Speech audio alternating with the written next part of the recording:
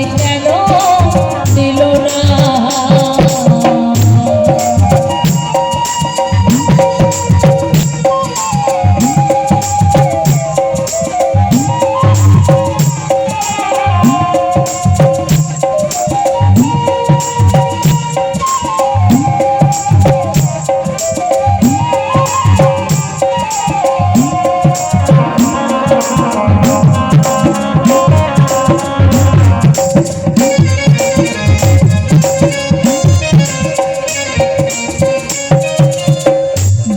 লোকের বেটি বিধি ছিলাম গো আমি, পড়তাম গয়না গাটি নামি দামি।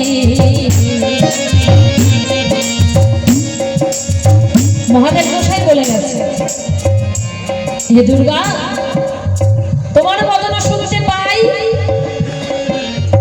সোনার কাশি মানে সব হচ্ছে সোনা, সেই কারণেই তুমি আমাকে বিবাহ করেছো। ভেবেছো কি কয় মন?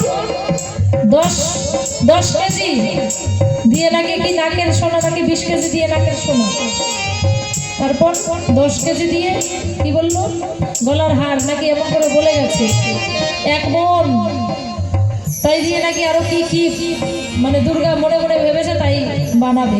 আচ্ছা যেটা বলেছে মানে একটু বেশি বেশি হয়ে গেছে না, বলে 1.25 কেজি লবণ, 1.25 কেজি ডাল, 1.25 কেজি তেল, 1.25 কেজি লঙ্কা, 1.25 কেজি চাল দিয়ে এমন খিচুড়ি বানাইলাম আমার ঘরের স্বামী খায়া হাই রে হাই কি আমার নাম, আমার বউ খুব সুন্দর রান্না করে। আচ্ছা খিচুড়িটা কি মুখে দেওয়া যাবে?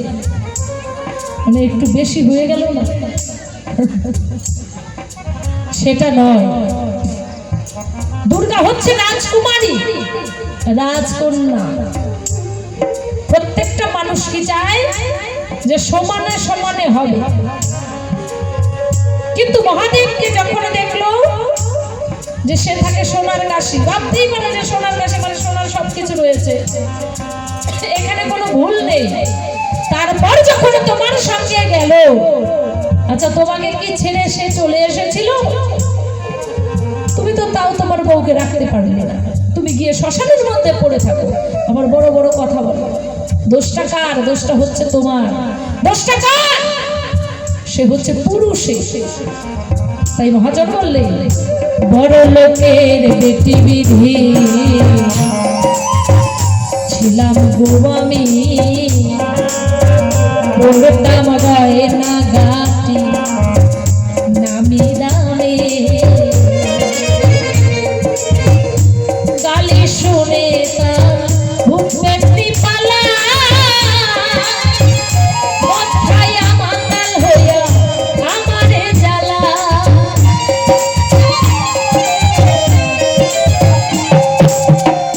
গালি শুনে তার বুক পেটে পালা, মদ খাইয়া মাতাল হইয়া আমারে জ্বালা। বাউল রাধা মোহনকে কয় এমন স্বামী যদি হয়,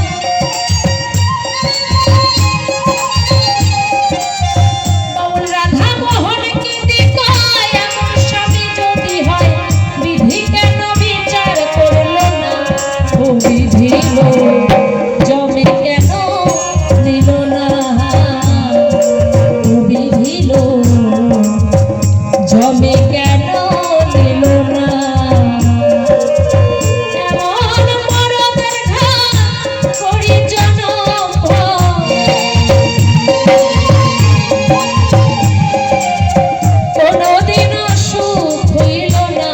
ও বিধিল জমে কেন দিল না? ও বিধিল জমে কেন দিল না? ও বিধিল জমে কেন, জমে কেন নিল না? মহাদেব গোসাই উঠে বলে গেছে, বলে আমার বিছানায় থাকিস, আমার বাড়ি